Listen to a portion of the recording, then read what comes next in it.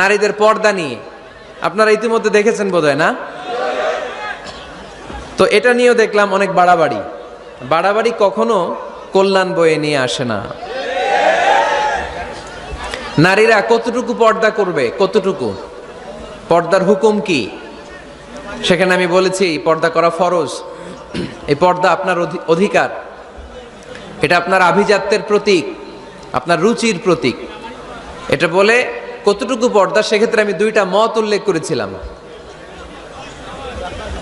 দুইটা মত উল্লেখ করেছি। মত নাম্বার 1, সারা শরীর ঢেকে রাখবে, ফেসটা খোলা রাখবে, হাত খোলা রাখবে, এটা একটা মত। আরেকটা মত, সব ঢেকে রাখতে হবে, শুধু চোখ খোলা, তাই না? দুইটা মত উল্লেখ করে আমি বলেছিলাম যে এটা হচ্ছে রুকসাত আর এটা হচ্ছে আজিমাত। আমি এও বলেছি যে এর চেয়ে শ্রেষ্ঠ পর্দার হতে পারে না, শুধু চোখ খোলা, সব ঢেকে রাখতে হবে, এটা শ্রেষ্ঠ পর্দা, এর চেয়ে ভালো পর্দার হতে পারে না। আমি নিজেও সাজেস্ট করি এটা, যে শুধু চোখ খোলা থাকবে। আবার ওই প্রশ্নের উত্তরে এও বলেছি চেহারা হচ্ছে সৌন্দর্যের রাজধানী, চেহারাই যদি দেখা হয়ে যায় তো সব দেখা হয়ে যায়, এজন্য এটা আমি সাজেস্ট করেছি। তারপরে এরা আমারে ধাক্কাইতে ধাক্কাইতে ওই মতের দিকে নিতে চায়, আছে না নাই? তো এই যে 3বার যে আমি এই কথা বললাম, এগুলো শুনবার সময় কি কানে তুলা দিয়ে রাখছিলেন? হ্যাঁ, তখন কি শোনেন না এগুলো? মত দুইটা বললাম কেন আমি? হুজুর দুইটা কেন বলবেন? অন্য মতের প্রতি আপনার এত শ্রদ্ধা কেন? আমগত নাই, এই হয়েছে সমস্যা। ক্লিয়ার কাট কথা। পর্দার ক্ষেত্রে দুইটা মতের উল্লেখ করেছি প্রিয় ভাইয়েরা। বলেছি এক মত বলেছে ফেস খোলা, হাত খোলা, আরেক মত বলেছে শুধু চোখ খোলা। এবং আমি বলেছি এইটা শ্রেষ্ঠ পর্দা, এর চেয়ে ভালো পর্দা হয় না, বলছি না আমি? আবার বলছি যে আমি সাজেস্ট করি এটাই সবচেয়ে ভালো, এটা করবেন। এবং শেষে বলেছি চেহারা হচ্ছে সৌন্দর্যের রাজধানী, চেহারাই যদি দেখা হয়ে যায় তো সব দেখা হয়ে যায়। এগুলো কি প্রমাণ করে? আমি এই মতের পক্ষে না এই মতের পক্ষে? বায়ে না ডানে? ডানে। তো আমি এই মত অবলম্বন করি, মানে আপনাদের যেই মত আমারও এই মত। আমার ধাক্কা মারতেছেন কেন? ধাক্কাইতেছেন কেন আমাকে? ধাক্কাই আমার ওই মতে নিতে চায়, এটা ঠিক না। বাড়াবাড়ি কখনো কল্যাণ বয়ে নিয়ে আসে না। আওয়াজ করবেন না, মনোযোগ দিয়ে শুনেন। এই যে মত, এটা আমার মত না, এটা অনেক স্কলারদের মত। নারীরা শুধু ফেস খোলা রাখবে আর হাতের কবজি পর্যন্ত খোলা রাখবে, এটা আমার মত না। আমি অন্যদের মতকে শুধু ন্যারেট করেছি, বর্ণনা করেছি মাত্র। মেজরিটি স্কলাররা, জুমহুরুল ফুকাহা, আই রিপিট, আমি আবার বলছি, মেজরিটি স্কলাররা বলেছেন ফেস এবং হাত খোলা রাখা যাবে। যদিও আমার মত এইটা না, আমার মত হচ্ছে যে শুধু চোখ খোলা রাখবেন। মেজরিটি স্কলাররা, রাইসুল মুফাসসিরিন আব্দুল্লাহ ইবনে আব্বাস রাদিয়াল্লাহু তাআলা আনহুমা, যার ব্যাপারে আল্লাহর হাবিব সাল্লাল্লাহু আলাইহি ওয়াসাল্লাম দোয়া করেছেন, আল্লাহুম্মা ফাক্কিহহু ফিদ-দীন ওয়া আল্লিমহু তা'ওয়িল, আল্লাহ তাকে আপনি দ্বীনের জ্ঞান শিক্ষা দেন, কোরআনের তাফসীর শিক্ষা দেন। ওনার মতও ছিল কোরআনের এই তাফসীরে, আয়াতের তাফসীরে, যে ইল্লা মা যাহারা মিনহা, নারীদের যতটুকু প্রকাশ হয়ে যায় সেক্ষেত্রে আল্লাহ ক্ষমা করবেন। এই যাহারা মিনহার তাফসীর উনি করেছেন আব্দুল্লাহ ইবনে আব্বাস, যে ফেস, আল ওয়াজহু ওয়াল কাফফান, চেহারা এবং হাত খোলা রাখা যাবে। আমার তাফসীর না, আব্দুল্লাহ ইবনে আব্বাসের তাফসীর, আনাস রাদিয়াল্লাহু তাআলা আনহুর তাফসীর। ইমাম আল কুরতুবির তাফসীরে উনি এই মত এনেছেন, ইমাম ইবনে কাসীর এই মত এনেছেন। সবচেয়ে মজার ব্যাপার হচ্ছে ইমাম আবু হানিফারও এই মত। সুবহানাল্লাহ পড়বেন না? ইমাম আবু হানিফা আলাইহি রহমা, উনারও এই মত যে নারীদের চেহারা এবং হাত এটা আওরাত নয়, এটা আওরাত নয়। আপনি আল আজহার ইউনিভার্সিটির ফিক একাডেমির খোঁজ খবর নেন, কিবারু লাজনাতু কিবারিল উলামা, ওনাদের ফতোয়া বোর্ডের রায় হচ্ছে নারীদের এই ফেস আর হাত নারীরা খোলা রাখতে পারবে। মিশরের যে ন্যাশনাল ফতোয়া বোর্ড, তাদেরও একই ফতোয়া। তো ওনাদেরকে গোমরা বলেন না কেন? গোমরার ফতোয়া শুধু মিজানুর রহমান আজহারের জন্য? ওনাদেরকে গোমরা বলেন না কেন? ইমাম আল আযম, আমাদের মাযহাবের ইমাম, ইমাম আবু হানিফাকে গোমরা বলেন না কেন? ফতোয়াকে শুধু আমার জন্যে? ইমাম আবু হানিফা কেন এই মত নিয়েছেন? ওনারও দলিল আছে। আমি জাস্ট মতের উল্লেখ করেছি। এটা জায়েজ কেন? কারণ একদল স্কলার এটাকে জায়েজ বলেছেন, তাদেরও দলিল আছে, এই জন্য জায়েজ। বাট আমার মত তো এটা, আমার মত তো এটা। ভিন্ন মতকে শ্রদ্ধা করতে শিখুন। ইমাম আল আযম কিসের ভিত্তিতে বলেছেন? যে ফেস খোলা রাখা যাবে। আমি সতরের ওয়াজ করতেছি না, সতর না, আওরাত নিয়ে কথা বলতেছি। ইমাম আল আযম বলেছেন নারীদের চেহারা আর হাতের কবজি পর্যন্ত এটা আওরাত নয়। উনি দলিল নিয়েছেন সুনানে আবু দাউদের হাদিস।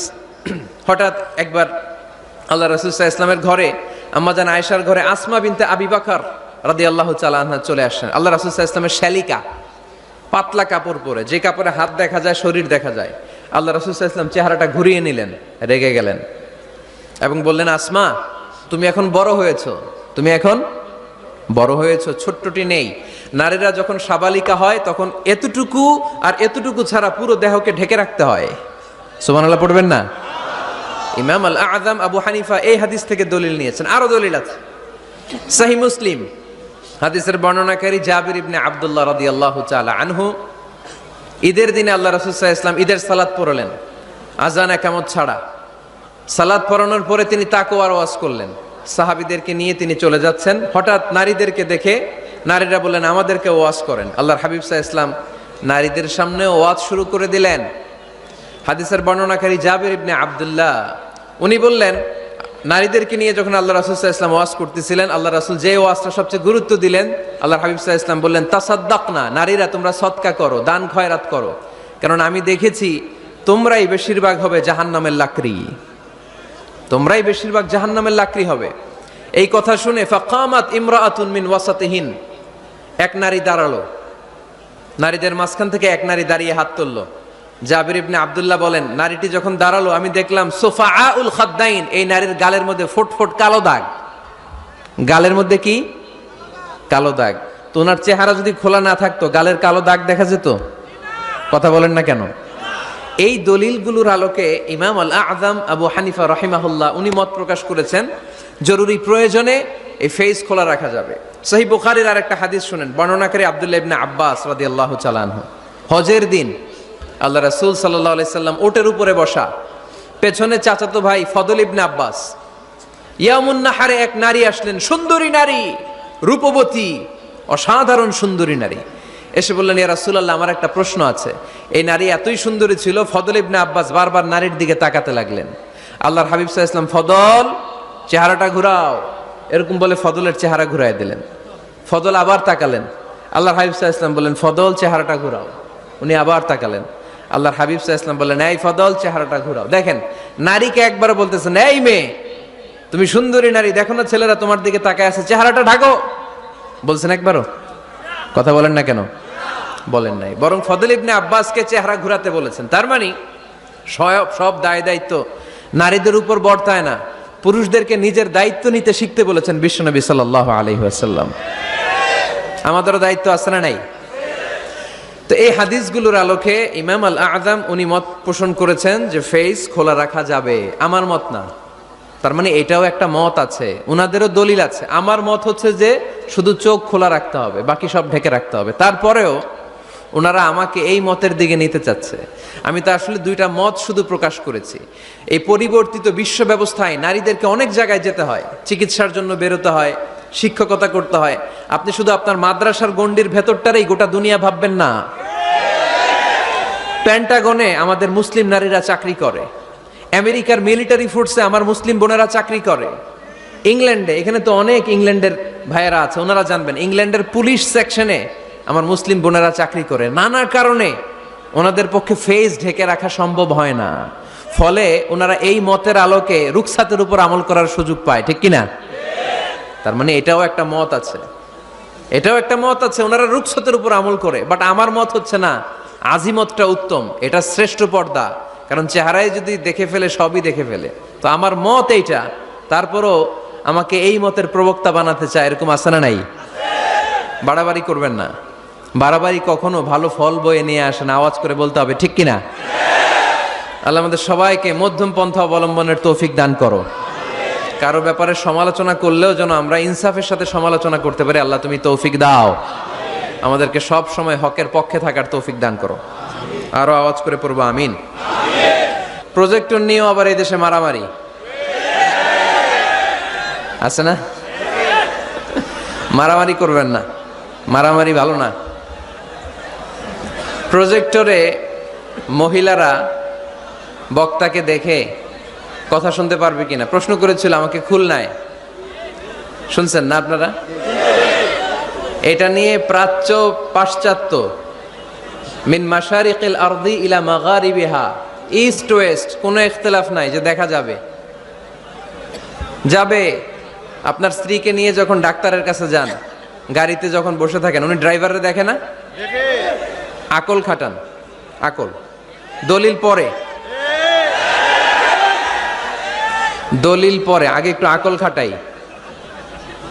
রাস্তা দিয়ে যে আমি যাচ্ছি, আমি বোরকা পরা ঠিকই, কিন্তু এই যে ড্রাইভার, তারা দেখা লাগতেছে না?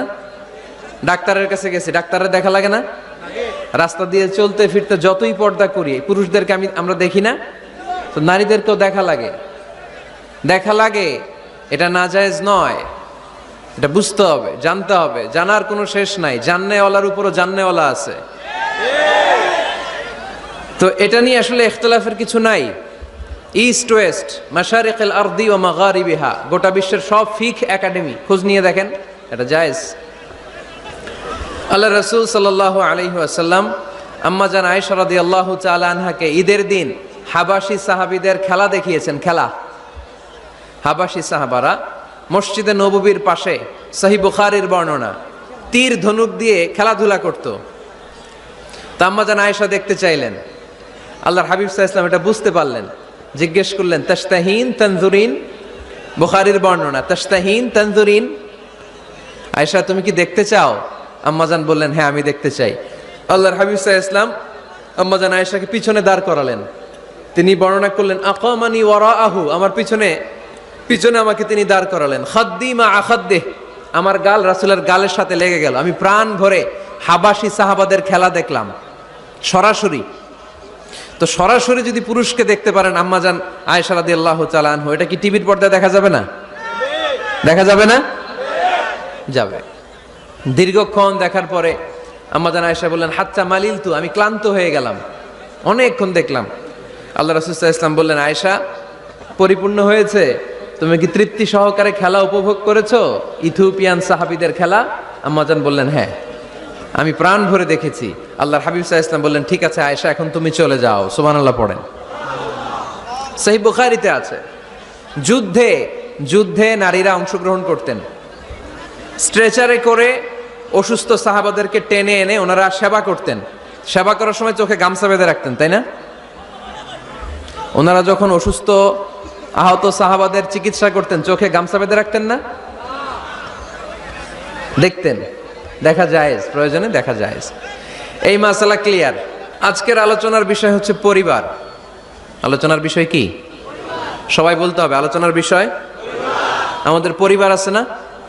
পরিবার হচ্ছে শান্তির নীড়। যার পরিবার নাই সে নির্হারা পাখির মতো, ঠিক কিনা? এর সেবা করার কেউ নাই, এর খোঁজ খবর নেয়ার কেউ নাই, একে ভালোবাসার কেউ নাই। পরিবারের ভেতরে আছে ভালোবাসাবাসী, পরিচর্যা, অসুস্থ হলে সেবা শুশ্রূষা, যত্ন আত্মি। আমরা একটা প্রশান্তির জায়গা খুঁজে পাই পরিবারের ভেতরে, ঠিক কিনা? এজন্য আমি যদি জান্নাতে যাই, আমি চাই আমার পরিবারের সবাইকে নিয়ে যাব, ঠিক কিনা? নাকি আপনারা একা একা জান্নাতে যাবেন? একা একা জান্নাতে যেতে চান কারা কারা? দেখি হাত তোলেন। হ্যাঁ, ওই যে হাত তুলছে একজন। একা একা যাইতে আয় বালানা, একা একা যাওয়া যাবে না, আমরা সবাই মিলে যাব ইনশাআল্লাহ। পড়েন। এজন্য রাব্বুল আলামিন বলেন ইয়া আইয়ুহাল্লাযীনা আমানু কু আনফুসাকুম ওয়া আহলিকুম নারা ওয়াকুদুহান নাসু ওয়াল হিজারা আলাইহা মালাইকাতুন গিলাযুন শিদাদুন লা ইয়াসুনাল্লাহা মা আমারাহুম ওয়া ইয়াফআলুনা মা ইউমারুন। সুবহানাল্লাহ পড়েন। আল্লাহ ডেকে বললেন ও বিশ্বাসীরা শোনো শোনো, তোমরা নিজেদেরকে জাহান্নামের আগুন থেকে বাঁচাও, নিজেদের পরিবার বর্গকেও ওই জাহান্নামের আগুন থেকে বাঁচাও। যেই জাহান্নামের রক্ষী ফেরেশতারা খুব নির্দয়, খুব নির্মম, এদের চেহারায় হাসি নাই। রব্বুল আলামিন তাদেরকে যা আদেশ করে তারা তাই পালন করে। ওই ফেরেশতারা আল্লাহর কোনো আদেশের অবাধ্য হয় না। ওই জাহান্নামকে ভয় করো, আর জাহান্নাম থেকে নিজেও বাঁচো, নিজের পরিবারকেও বাঁচাও, নিজেও বাঁচতে হবে, পরিবারকেও বাঁচাতে হবে, নিজেও জান্নাতে যেতে চাই, আব্বা আম্মা স্ত্রী সন্তান ভাই বোন সবাইকে নিয়ে জান্নাতুল ফেরদাউসে থাকতে চাই, ঠিক কি না?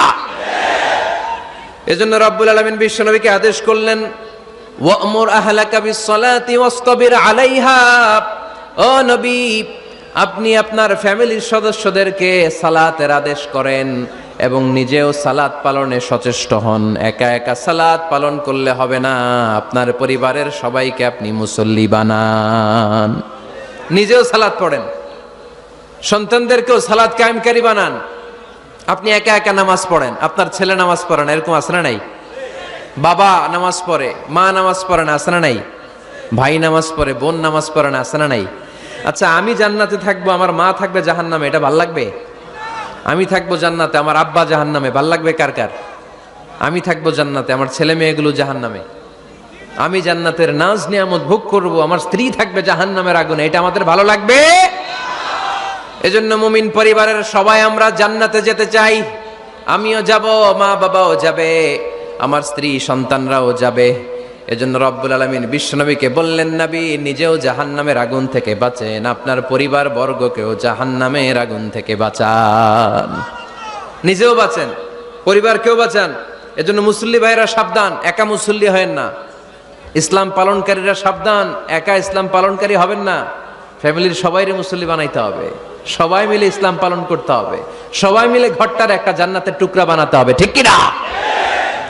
মুমিন জীবনে পরিবারের গুরুত্ব অনেক বেশি। ফ্যামিলি হচ্ছে এই পৃথিবীর সর্বপ্রথম ইনস্টিটিউশন, প্রতিষ্ঠান। এক একটা পরিবার এক একটা কি প্রতিষ্ঠান, ইনস্টিটিউশন। গোটা বিশ্বে যদি ইসলাম পালন নিষিদ্ধ হয়, আমার পরিবারে আমার ইসলাম পালনের সুযোগ আছে না নাই? কথা কি বুঝতেছেন?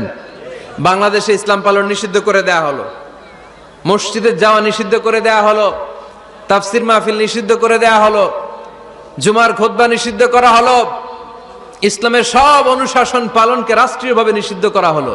কিন্তু আমার পরিবারের ভেতরে ইসলাম পালনের সুযোগ আছে না নাই? আমার বেডরুমের ভিতরে কেউ নিষিদ্ধ করতে পারবে কিছু? কথা বলেন। এজন্য গোটা বিশ্বেও যদি ইসলাম পালন নিষিদ্ধ হয়, আমার পরিবারে ইসলাম পালনের সুযোগ আছে না নাই? এজন্য পরিবার অনেক গুরুত্বপূর্ণ। মুমিন পরিবার এটা আল্লাহর পক্ষ থেকে নেয়ামত। আর মুমিন পরিবারে ভালোবাসার ভিত্তি হচ্ছে ঈমান। মুমিন না হলে মুমিন পরিবারের সদস্য হওয়া যায় না। নূহ আলাইহিস সালাম আল্লাহরে বললেন, আল্লাহ এই মহাপ্লাবনে আপনি আমার ছেলেকে মারবেন না, ইন্নাহু মিন ইবনি, নিশ্চয়ই এই ছেলেটা সে আমার সন্তান, আমার ঔরসজাত। আল্লাহ বললেন, না নূহ, তুমি ভুল বলেছ, সে তোমার সন্তান নয়, ঔরসজাত হলেই সন্তান হয় না, ঈমান আনা লাগে। চিল্লায় বলেন ঠিক কি না? নূহ আলাইহিস সালামের এই মহাপ্লাবন নূহ আলাইহিস সালামের সন্তান কানাআনকে রক্ষা করতে পারে নাই। এজন্য মুমিন পরিবারের ভালোবাসার ভিত্তি হচ্ছে ঈমান। আওয়াজ করে বলতে হবে, বিশ্বাসীদের পরিবারের ভালোবাসার ভিত্তি কি? আরো জোরে বলেন, ভিত্তি কি? ঈমান। এজন্য আমাদের পরিবারগুলো আমাদের জন্য রহমত, আমাদের পরিবারগুলো আমাদের জন্য আল্লাহ তাআলার পক্ষ থেকে মার্সি, ব্লেসিংস এন্ড বাউন্টিজ। এই পরিবারের বন্ধন যেন কখনো নষ্ট না হয়, আমরা যেন পারিবারিক সম্প্রীতি ভালোবাসা কখনো নষ্ট না করি। এখন ওয়েস্টের ধাক্কায়, পাশ্চাত্যের কালচারের ধাক্কায় আমাদের পরিবারগুলো নষ্ট হতে শুরু করেছে, ঠিক কিনা? আপনি খেয়াল করে দেখবেন, পাশ্চাত্যে এখন পরিবারগুলোর খুব মারাত্মক অবস্থা, ভঙ্গুর পারিবারিক ব্যবস্থা। এদের পরিবার টেকে না, এরা তো বিয়েই করে না, এরা বিয়ের চেয়ে বেশি পছন্দ করে লিভ টুগেদার। আছে না নাই? বিয়ে করে না, লিভ টুগেদার পছন্দ করে, ফ্রি সেক্স, অবাধ যৌনাচার, হোমোসেক্সুয়ালিটি, সমকামিতা, ছেলেতে ছেলেতে বিয়ে, মেয়েতে মেয়েতে বিয়ে। বিয়ে যাক দু একটা হয়, এগুলো 6 মাস 1 বছরের বেশি টিকে না। ডিভোর্সের সংখ্যা বেশি, ভ্রূণপাত, সন্তান হত্যা করার সংখ্যা বেশি, সুইসাইডের সংখ্যাও বেশি, ঠিক কিনা? রাইফেল একটা নিয়ে বের হয়ে রাস্তায় 4-5 জনকে শুট করে, পরে নিজের মাথায় নিজে গুলি করে নিজেও মরে যায়। কেন যে এগুলা করছে সে নিজেও জানে না। এরকম বিকৃত মস্তিষ্কের লোক পাশ্চাত্যে আছে না নাই? কারণ এদের পরিবার নাই, কারো বাবা আছে মা নাই, কারো মা আছে বাবা নাই। এজন্য পরিবারগুলো আল্লাহ তাআলার পক্ষ থেকে আমাদের জন্য নেয়ামা, অনেক বড় রহমত, অনেক বড় বরকত। এজন্য ইসলাম পরিবার গঠন করতে বলেছে, ইসলাম পরিবারকে সংরক্ষণ করতে বলেছে, ইসলাম এই ফ্যামিলি ইনস্টিটিউশনকে আরো শক্তিশালী করতে বলেছে। চিল্লায় বলেন ঠিক কিনা? ঘরে শান্তি রাখার, রহমত রাখার 2 নম্বর পদ্ধতি হচ্ছে ঘরে ছবি টাঙিয়ে রাখবেন না। ছবি না, বিয়ের ছবি টাঙিয়ে রাখবেন না। মৃত আব্বা আম্মার ছবি বাধাই করে টাঙিয়ে রাখবেন না। নেতা নেত্রীর ছবিও টাঙিয়ে রাখা যাবে না, এটা নিষেধ। রহমতের ফেরেশতারা আসে না, ঘরে ঢুকে না। ইন্নাল মালাইকাতা লা তাদখুলু বাইতান ফিহি তামাসিল ওয়া সূরা, যে ঘরে মূর্তি আছে আর ছবি টাঙিয়ে রাখে ওই ঘরে রহমতের ফেরেশতা প্রবেশ করে না। তো ঘরে যে রহমত নাই, শান্তি নাই, আপনি রহমতের ফেরেশতা ঢুকার ব্যবস্থাই তো রাখেন নাই। এত রহমত নিয়ে আসতে চায় কিন্তু ঢুকতে পারেন না, ওই যে ছবি টাঙিয়ে রাখছেন। এজন্য সুজানগরের ভাইয়েরা, আমাদের সুজানগরে যদি কারো ঘরে বিয়ের ছবি, আব্বা আম্মার ছবি, ফ্যামিলি গ্রুপ ছবি বা নেতা নেত্রীর ছবি থাকে, আজকে খুলে ফেলা যাবে না? খুলে ফেলা যাবে মুসলমান? খুলে ফেলবেন। হ্যাঁ, আপনি ফ্যামিলি গ্রুপ ছবি রাখতে পারেন। আব্বা আম্মা ভাই বোন সবাই মিলে একটা গ্রুপ ছবি তুললে স্মৃতির জন্য রাখা যায়। এটা অ্যালবাম বন্দি করে রাখবেন, মাঝে মাঝে দেখবেন। দেখলে মৃত্যুর কথা স্মরণ হয়। আয় রে, 10 বছর আগের ছবিটা দেখলে কি কুচকুচে কালো দাড়ি ছিল আমার, এখন সাদা হয়ে গেছে। ঠিক কিনা? তখন বুঝবেন যে মৃত্যুর দিকে আমি এগিয়ে যাচ্ছি। এই দুনিয়াটা ক্ষণিকের, একটা ধোঁকা, একটা মরিচিকা, একটা লোভ আর লালসার পেছনে আমরা ছুটে বেড়াচ্ছি। ধোঁকা, আসল জীবন কবরের জীবন। আওয়াজ করে বলতে হবে ঠিক কিনা? একদিন মাটির ভেতরে হবে ঘরে মন আমার, কেন বাঁধো দালান ঘর রে মন আমার, কেন বাঁধো দালান ঘর। প্রাণ পাখি উড়ে যাবে পিঞ্জর ছেড়ে,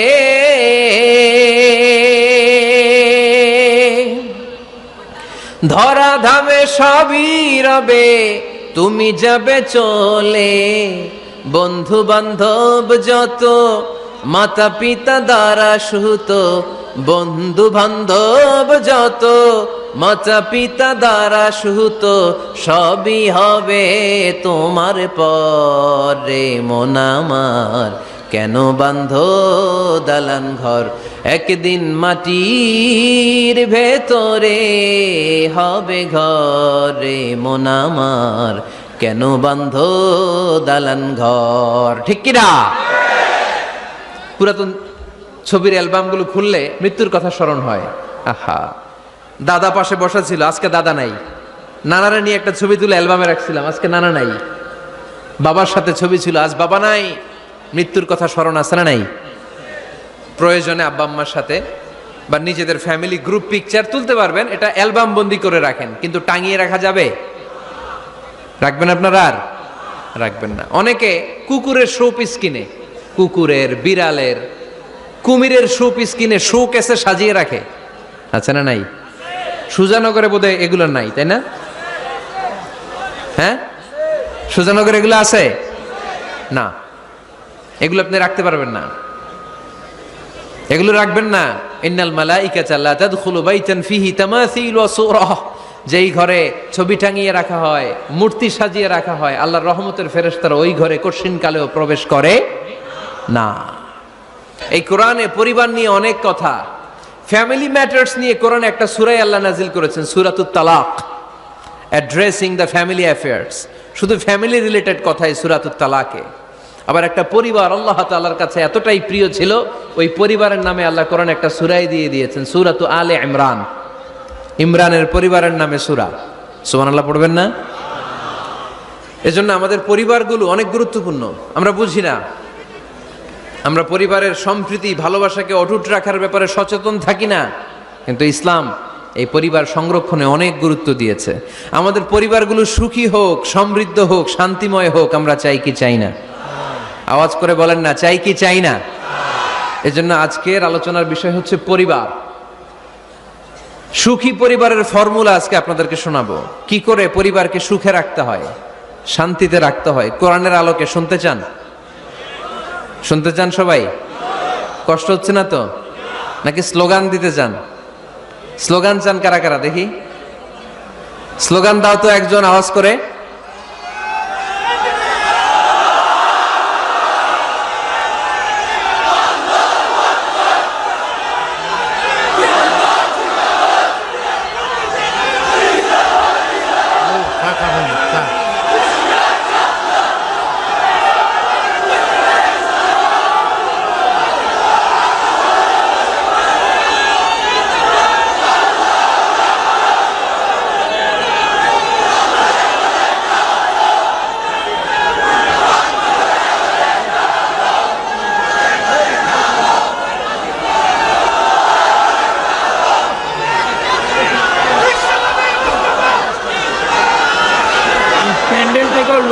বেশি আছে।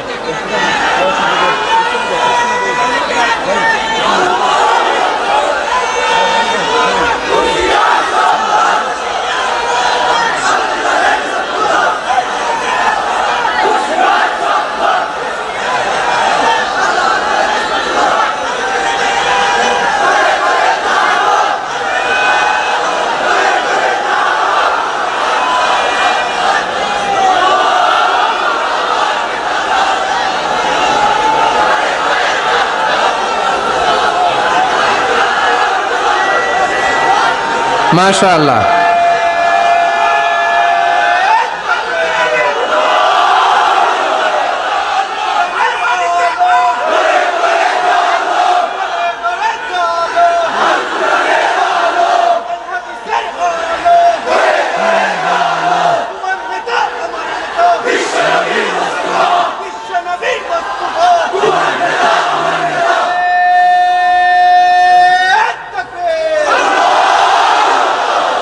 মাশাআল্লাহ, তাবারাকাল্লাহ। আল্লাহ স্লোগানগুলোকে তুমি কবুল করো।